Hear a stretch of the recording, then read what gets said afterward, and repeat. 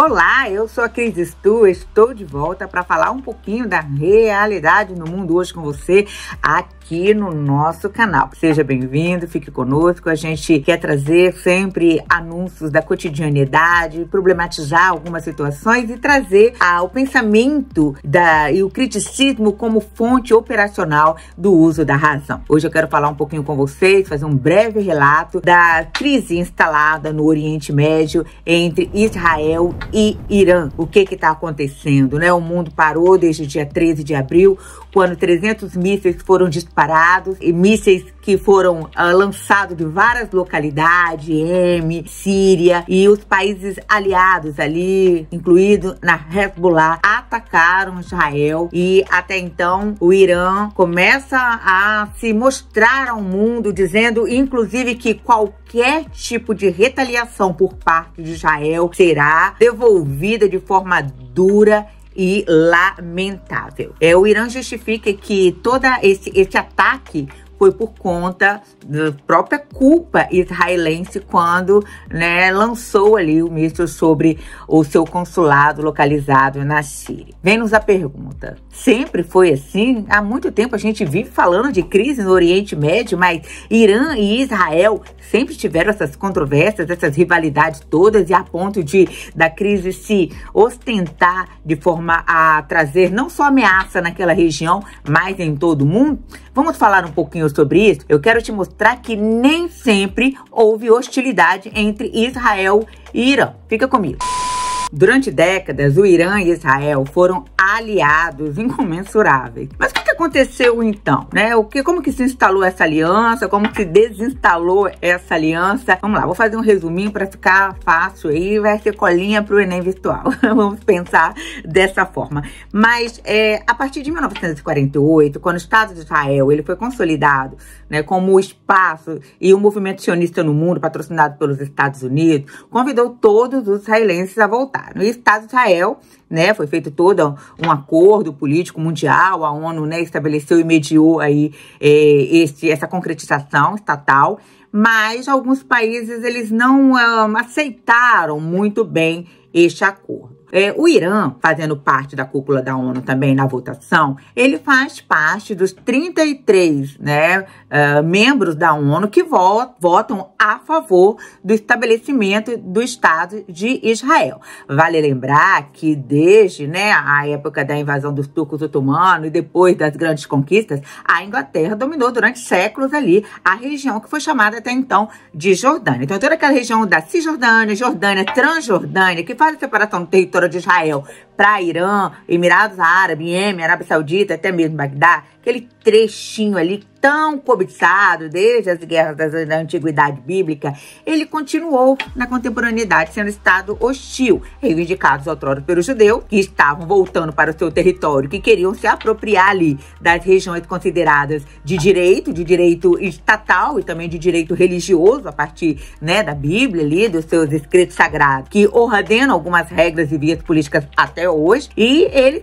os muçulmanos também, que reivindicam aquelas partes ali como parte do seu território também, herdado por ele, afinal de contas também são descendentes de Abraão. Mas eu irei gravar um outro vídeo para falar um pouquinho sobre o simbólico, sobre os aspectos religiosos do conflito. Este aqui, eu quero trabalhar um pouquinho com você as relações de hostilidade com a base econômica, e não vou adentrar na parte cultural. Mas é importante saber que essa aliança, ela vai ser formada a partir da aprovação do Irã ali. Entre os países árabes, nós tínhamos aqueles que eram considerados mais moderados, não eram tão fundamentalistas.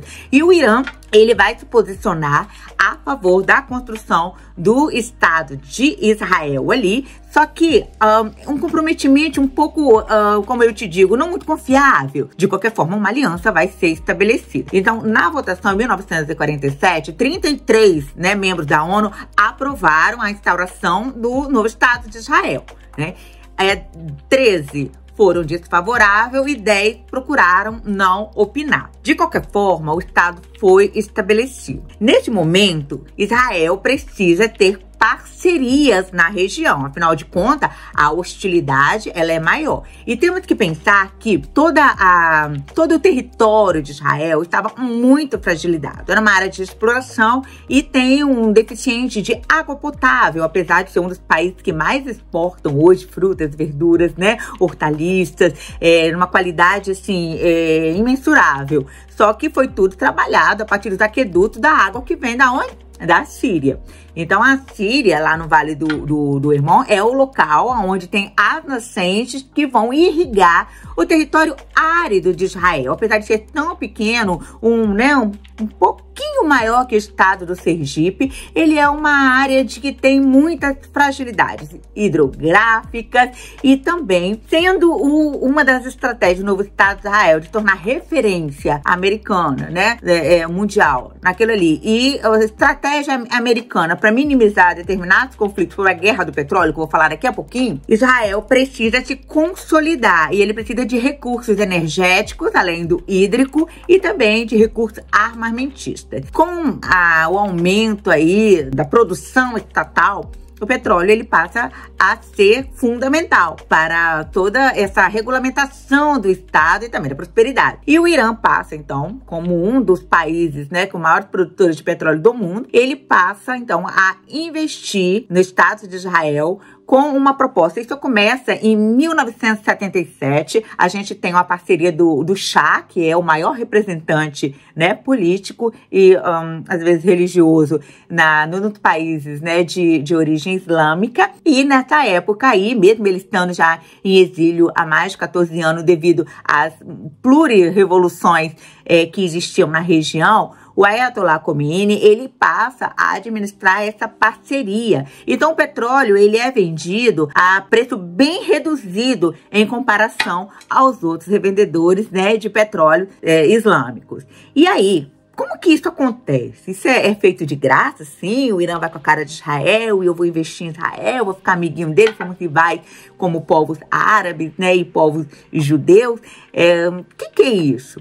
Bom, esse acordo ele tem um preço. E o Irã ele já estava querendo desenvolver a sua economia armamentista. O Irã ele não queria ficar para trás. A gente está no meio da Guerra Fria, lembra disso, gente? A gente está nesse período de 1977. Existe uma série de mudanças sociais, econômicas no Irã. O país está em crise. A gente vai ser instalada a Revolução Islâmica, que o Shah, que apoiava Israel, né, e permitia que a venda de petróleo fosse mais acessível, bem mais abaixo do preço do mercado internacional, ele vai cair. E ao cair, outros vão assumir. Então, com a instalação em 1979 da Revolução Islâmica, esse acordo vai começar a balançar. Israel não terá mais todo o apoio e parceria. A crise instalada no Irã na década de 70, ela tinha alguns objetivos, né? O principal deles era, né, retirar do país os líderes mais liberais e manter, segundo eles, a ordem tradicional. Então, os mais fundamentalistas conseguiram derrubar o Shah, o Ayatollah Khomeini, e vamos começar uma nova transição. Então, aquele acordo que havia entre Israel e Irã vai ficar bem fragilizado. Mas qual foi mesmo o acordo por parte de Israel? Israel queria comprar petróleo mais barato que os demais países, porque precisava se instalar aí na política, né, de prosperidade, né, de desenvolvimento econômico, desenvolvimento industrial. E o que o Israel dava de volta? Israel já tinha instalado na sua base, como eu disse, patrocinado pelos Estados Unidos, a inteligência armamentista, a inteligência bélica. Então, o acordo ele foi feito a partir de que, mediante a compra mais barata do petróleo, eu vou ajudar vocês na organização da inteligência e na construção de mísseis no Irã, né? Vender a alma pro diabo, podemos assim dizer, né? Mas vamos tentar entender um pouquinho o que se passava na cabeça dos líderes supremos islâmicos também em relação a essa política armamentista. Como eu disse anteriormente, já estava instalado na Guerra Fria, algumas pessoas queriam se beneficiar daquilo que tinha de melhor, no caso dos países islâmicos, o petróleo. A Rússia também é uma grande produtora e distribuidora de petróleo do mundo, estava já numa situação bem bem complicada há anos com os Estados Unidos, e quem estava salvando aí o consumo, né? Hoje o maior produtor e consumidor de petróleo do mundo é os Estados Unidos ainda. Então eles vão fazer o quê? Vão fazer um acordo, vão se aproveitar dessa estratégia e vão se organizar, né? Então ali comendo nos bastidores para tentar ali criar uma política estatal fortalecida no Oriente Médio e no Oriente Próximo.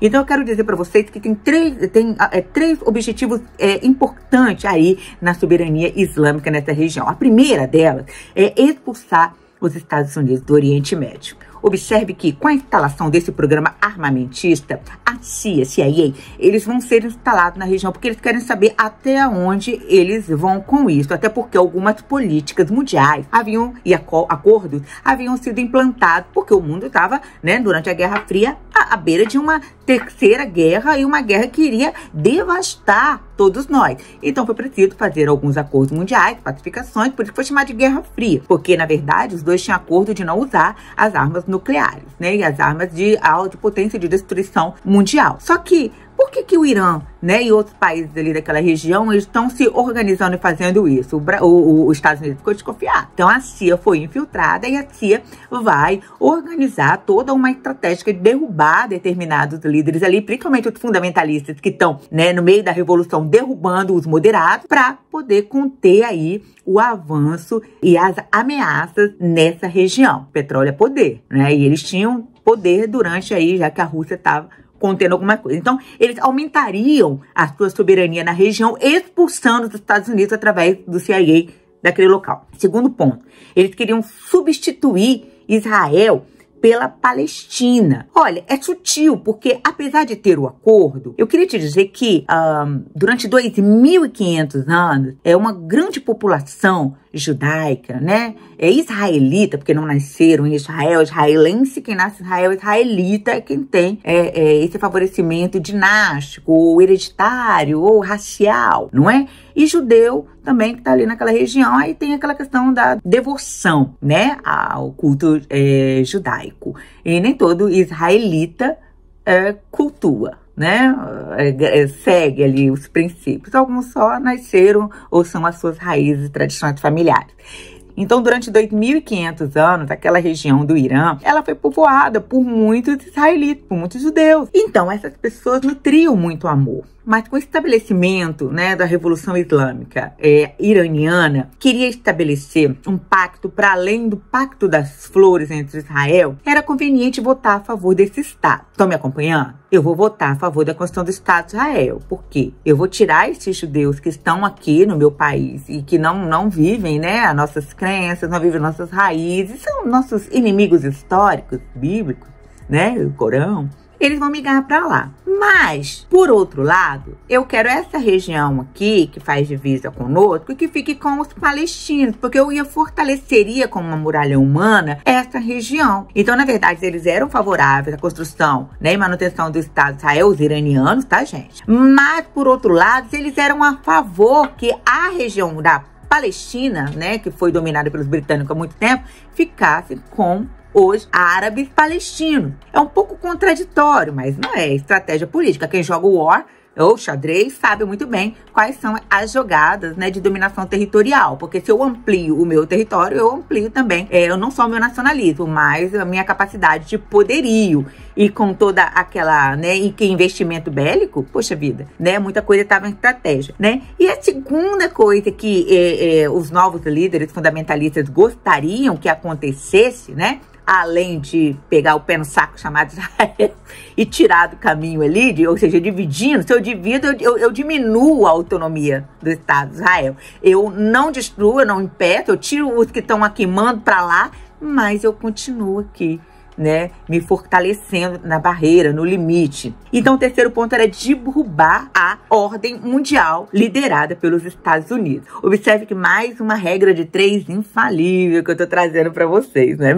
a gente pode ver que o preço que Israel pagou pela colaboração do petróleo a preço reduzido para favorecer sua economia estatal foi a colaboração para uma política armamentística e bélica ali no Irã. E por isso que eu brinquei, disse, né, vendeu a alma pro diabo, porque não foi um acordo, assim, muito favorável se nós pensarmos em política internacional. Desde 1955, o Irã, ele disparava nas vendas, ele era um dos maiores ali, né, exportadores e produtores, e tudo isso tem um preço. Eu quero dizer que com todas as revoluções que estavam acontecendo e as guerras também que já estavam instaladas nesse período, na década de 70, houve ali um período que o Shah, né, que era favorável a Israel, ele caiu, né, a gente tá falando de 1979, Israel aí vai tomar uma postura, ele vai se afastar. Então, ele perde a vantagem de receber o preço reduzido. Mas a gente sabe que durante 1977 a 1979, esse acordo, ele vingou, ele favoreceu os dois países. Fica-se a pergunta até hoje, o quanto que Israel perdeu e o quanto que o Irã ganhou, né, com essa troca. Eu não consigo responder essa pergunta ainda, mas eu posso te dizer que em 1977, quando aconteceu a Guerra dos 6 Dias, volta um pouquinho, você lembra que o Irã, ele não participou dessa guerra. Por que o Irã não participou? Porque a gente tem desde 1955 o acordo estabelecido, não é? Ok. Em 1970 até 1979, que a gente consegue comprovar através de dados validados de 77 a 79, Israel favoreceu a política armamentista iraniana. Só que, quando Israel se tornou Estado autônomo, ele teve esse reconhecimento, o Irã votou a favor. Logo depois, começaram as pluriguerras ali entre os países árabes que não foram favoráveis à construção do Estado de Israel. O Irã ficou no meio do caminho. Recapitulando, ele apoiou que Israel continuasse como Estado autônomo, mas a área da Palestina, que tinha sido agregada, e a parte do Egito, ali do Sinai, também ao território israelense, fosse dividida. É preciso dizer que 77% daquela região foi agregado ao novo Estado de Israel. Por isso que Síria, que já tinha sido atacada por Israel algumas vezes também por conta da questão hídrica, lembra que eu falei com vocês? O Líbano também, que é parceiro direto do Egito, e o Egito que perdeu uma grande parte daquela região do Sinai, que era uma região estratégica também para separá-lo dos outros países hostis e outras questões também, e a saída para o Mediterrâneo. Então a gente tem ali um conflito que vai ser instalado. Então vão ter 3 guerras após todos esses conflitos, enquanto o Irã está tendo sua revolução, enquanto os Estados Unidos já está de olho, implantou-se ali, a Guerra Fria está no seu auge. E em 1977, o Egito, ele aciona esses países que não concordam, né, com a autonomia do Estado de Israel e dizem, vamos acabar com Israel. Vai ser chamada a Guerra dos 6 Dias. Na Guerra dos 6 Dias, ela aconteceu de forma, não como uma panela de pressão pronta a explodir. Fato é, não houve uma guerra propriamente dita. Inclusive, teologicamente falando, a gente costuma dizer que Israel foi salvo mais uma vez pelo Senhor. Porque se o Egito, junto com os aliados, atacassem nessa época, em 1977, o Estado de Israel, por mais que ele já tivesse uma política armamentista e também de desenvolvimento de armas poderosas, né, não só mísseis, mas como artefatos nucleares, a gente teria o fim daquela região.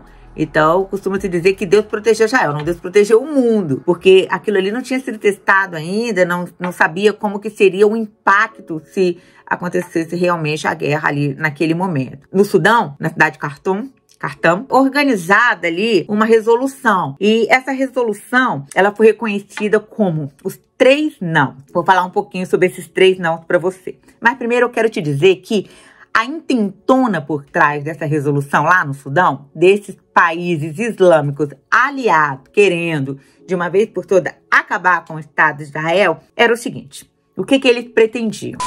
Eu quero aproveitar e te dizer que você ainda não está inscrito no nosso canal, clica aí, assina, dê um like pra gente, apoie o nosso trabalho. É um trabalho de quem pesquisa, é um trabalho que visa te informar dos acontecimentos, também responder algumas questões, né, do quadro Cris, né, o que está acontecendo. A gente não se julga expertise, mas a gente procura estar informada.